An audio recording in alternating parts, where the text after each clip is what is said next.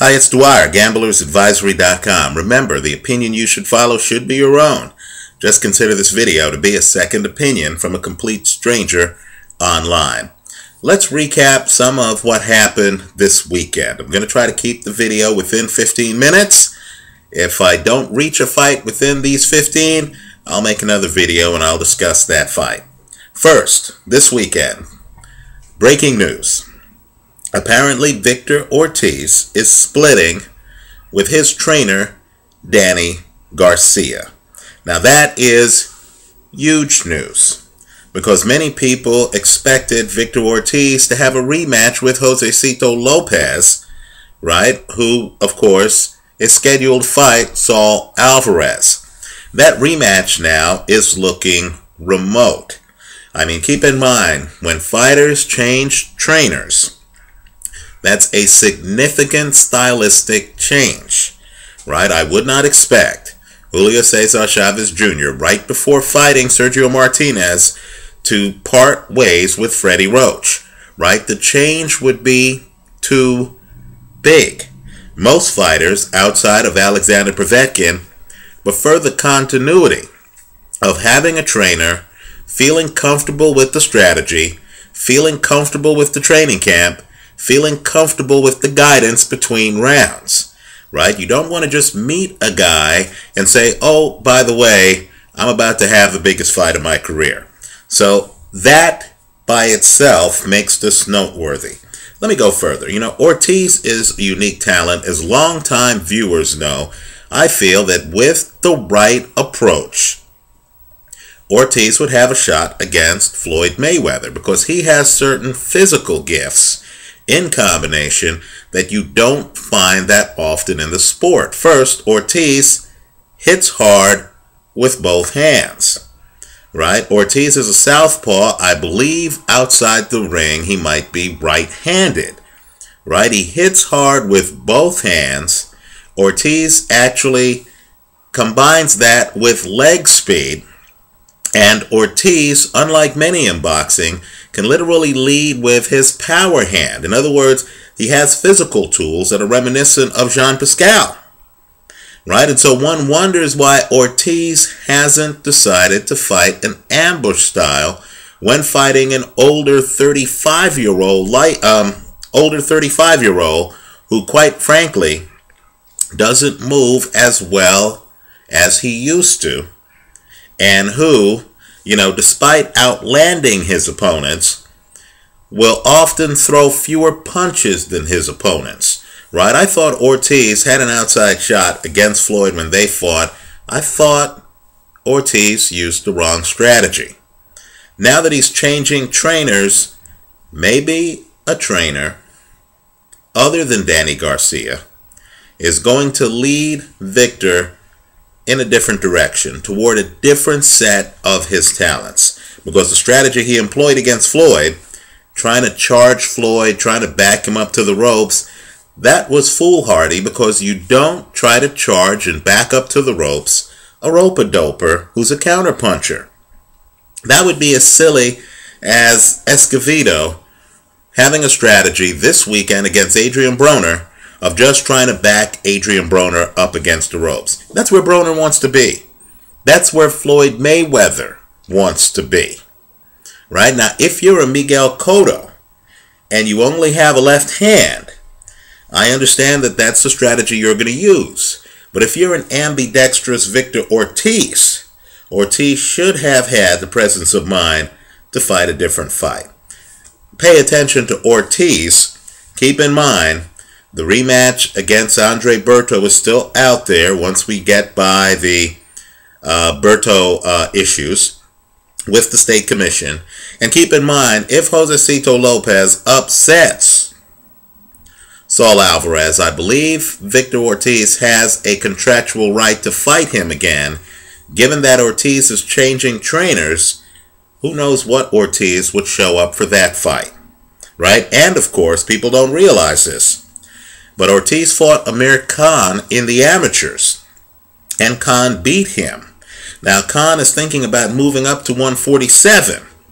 That fight would be a doozy of a crossroads fight. Let me just digress for another moment. I've made videos where I've pointed out that there's no money in boxing. Now, many of you, especially when they released the list of the highest paid athletes, emailed me, left comments on videos saying, how could there be no money in boxing when Floyd Mayweather made umpteen $1 million, Manny Pacquiao made umpteen $1 million. Well, all I could say is, you know, just like in life, we hear about the 1% here in the United States, 1% of fabulously wealthy. In boxing, it's not even 1%. Let's say it's 1/10 of 1%. So of all the fighters out there, sure, there are a few, and I mean a few, making or who have made big bucks, right? The two I've mentioned, Floyd, Manny, Miguel Cotto, right? Many others, right? Not many, but some others. Bernard Hopkins, he's been around the game long enough. He's been in enough big fights to have his name on the list. I'm sure we could sit down and come up with a list of 15 fighters who are financially comfortable. Most aren't. And keep in mind, fighters are only part of the game. Before Victor Ortiz fought Floyd Mayweather, and keep in mind, Ortiz had already beaten Andre Berto, right? Victor Ortiz was viewed as the new Golden Boy. He was a favorite of Golden Boy Promotions. Very connected fighter. HBO showed a 24/7 show where Danny Garcia, his trainer, and keep in mind, most trainers aren't this lucky. Most trainers don't have HBO fighters fighting the likes of Andre Berto and Floyd Mayweather. Danny Garcia at that point was actually driving a truck for coke. Right? He had a day job. He couldn't support himself financially without the day job. Keep in mind, too, Danny Garcia himself is connected, right? His brother is Robert Garcia, very well-known trainer, right? Danny Garcia couldn't live financially just off of boxing. Well, understand, think about how fortunes change. His fighter fights Floyd Mayweather, right? Loses the fight, but makes millions, right? His fighter then is lined up to fight Saul Alvarez. He just has to get by Josecito Lopez. And of course, he gets his jaw broken, loses the fight, and then Danny Garcia loses his job. You need to ask yourself, how likely is it that Danny Garcia has another Victor Ortiz in his stable? How likely is it that Danny Garcia is going to have another fighter who has the opportunity to fight the Andre Bertos, the Floyd Mayweathers, the Saul Alvarezes of the world, the Josecito Lopezes of the world? Right? If Danny Garcia doesn't have another Victor Ortiz in his stable of fighters, think about the hit to Danny Garcia financially. And keep in mind, this is a very good trainer who has had a fighter win a world title and fight elite competition. You can only imagine what it's like for the trainers of contenders who have never been able to get to that level. You can only imagine what it's like when a trainer has a star pupil, and then that star pupil leaves him after they've been together for years and many fights. Right? If you believe there's a lot of money in boxing, ask yourself how many trainers are making huge money. I'll agree, there are some. Freddie Roach, Emmanuel Stewart come to mind. But all I'm saying is really the lack of money is just part of the story in sport. Let me just say this. If I go to a baseball game, I'm going to see a field of millionaires. Right? I'm going to, I went to a San Francisco Giant game the other day. Matt Cain was pitching. I was looking at Matt Cain. Matt Cain has a $100 million contract. And he's not the only one on his team. You watch an NFL game. They aren't paid as well as baseball, but in the NFL, Drew Brees just signed for $100 million. You think about his team, the Jimmy Grahams, the Marquise Colstons, and you realize, hey, they have a lot of millionaires. The next time you're at a fight card, what I want you to do is to sit back, look at the undercard, and ask yourself, how many of those fighters are millionaires? In fact, go one better. Ask yourself how many of those fighters will earn $100,000 this year. In fact, let's go further than that. Ask yourself how many of those fighters, for the fights they're in, are making $10,000 for that fight. Keeping in mind that you don't fight every week, you're fighting every few months. Right? If you get a closed eye, a cut, or something like that, you're going to be out of the ring for 12 weeks while that wound heals. Right? And understand, if I'm making $10,000 for every 4 months, let's say, that's only $30,000 a year. Right? I wish Danny Garcia well. All I can say is it's a huge hit to him financially. People need to understand the stakes involved when a fighter loses. Right? And when a fighter splits with his trainer. Okay, let's go one step further. Let's talk about another fight. I see I'm already at 11 minutes. Let's talk about another fight that happened this weekend. Glenn Johnson, known, the Road Warrior. You saw him on Showtime's Super 6. Right? He's fought A-list boxers. Right? He was in the ring with Roy Jones. He's in the ring with Antonio Tarver. He's in the ring with Carl Froch. Take a look at the scoring in the Froch fight. That was not a unanimous decision, and that's recently, right? Of course, he's in the ring with Lucien Bute. He's been in the ring with Clinton Woods, right? He's a staple in boxing going back to the 1990s. Now, I had the common sense in a pre-fight video to say that relatively unknown but urban legend in Chicago, Andrews Fonfara, was a live underdog. As I said in that video, I didn't know who was going to win the fight. I went further and I said, look, Carl Froch and others typically are on the defensive against Glenn Johnson. Fonfara was going to be on the offensive. He wasn't going to be running from Johnson. He wasn't going to be hiding behind a jab. He was going to be in there throwing volume, throwing crosses, throwing hooks. I wondered whether Johnson would be able to take it. In fact, I said that I didn't think the fight would go the distance. Now, while I had the common sense to say that Fonfara was a live underdog, unfortunately, I didn't have the common sense to realize that this is Glenn Johnson. And even against a young lion in his mid-20s, throwing volume on his front foot, coming forward with an ability to throw volume from distance or up close, an ability to shorten his punches.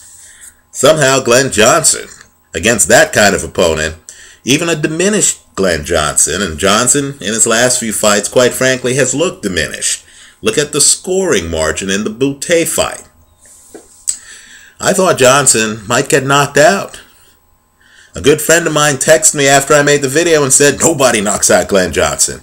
Unfortunately, I didn't have the common sense to realize that even Glenn Johnson, in what is now going to be his last professional fight, Johnson retired after the fight, would somehow find a way to go the distance with Andrews, however you pronounce it, Fonfara. So I congratulate Glenn Johnson. I also congratulate Fonfara, who, if you don't know the name, you need to figure it out. Right? Well-earned victory. I thought he started to distance himself from Johnson at the end. And let me just say, if you're going to throw high volume and you're going to leave yourself open defensively, you need a gimmick. Well, let me just say, in Fonfara's case, it's his height. He's actually able to fight you from distance. In other words, it's very hard I know he gave away his height at times against Johnson, but it's very hard to get inside on Fonfara, right? He is a force at light heavyweight. Now, yes, there are holes in his game. These fighters look great. Some young guys look great on their front foot. Sooner or later, he's going to fight a guy who's going to force him onto his back foot, right? I could imagine, just like Carson Jones did to Cal Brook, I could imagine if Fonfara were to fight Andre Ward, Ward would find a way to get inside, force him onto his back foot where he might not have the volume and might not have the accuracy, right? Also, Fonfara has been stopped before, right? Just like with Amir Khan, there's some issues about his chin if you can reach it. But let me just say, it's very hard to reach it. I think 8 Count Promotions in Chicago is sitting on dynamite. I think Fonfara, quite frankly, is ready for the prime time right now. I believe careers are too short in boxing to just assume that a fighter is going to win all of his tune-up fights on the way to a title challenge. He just beat Glenn Johnson. No one knows who he is. If I were the people managing him, I would try to put him in the ring with a lower volume opponent who can't match his foot speed. And then I would try to have Fonfara fight the same fight he just did against Glenn Johnson. This is one of the up-and-comers in the sport. You need to be aware of him. His name's Andrews Fonfara. He fights out of Chicago. He calls himself the Polish Prince. He's 6'2", which is very tall for a light heavyweight. It's going to be interesting in the light heavyweight division. This guy, we lost an excellent fighter in Glenn Johnson at the end of this fight with Johnson's retirement, but we gained an excellent fighter in Fonfara. I hope you track his career. Let me know what you think. Leave your comments for me here online. Visit us at gamblersadvisory.com. And I hope you are as candid as possible. Remember, the comments that you leave here aren't just for me. They're for the internet world. Thanks for watching.